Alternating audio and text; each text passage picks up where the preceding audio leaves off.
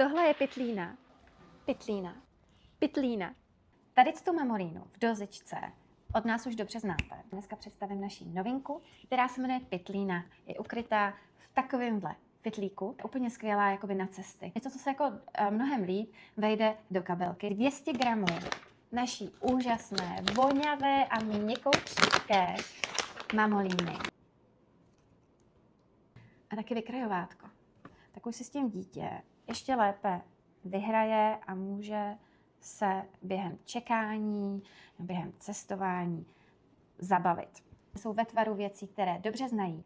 Celkově, když nazbíráte si všechny ty barvy, si děti mohly vytvořit nějaký děj a příběhy, které jsou právě inspirované přírodou. Máme ji v 10 různých barvách. Pokud s mamolínou teprve začínáte, tak doporučuji začít právě pytlínou. Jedná se o sběratelskou kolekci, kdy vlastně postupně, anebo naráz, to už je na vás, si nazbíráte s dětmi všech našich 10 základních barev, unikátní vykrajovátka. Cílem bylo dostat do toho pytlíčku i větší množství třeba hraček, nebo tvořítka, nebo vykrajovátka, nebo dokonce váleček. Stejně tak se tam vejde jako větší množství mamolíny. Mamolíny mají taky svoje unikátní vůně. Tahle červená třeba voní jako jahoda. A navíc bude pytlína vypadat skvěle ve vašem obchodě.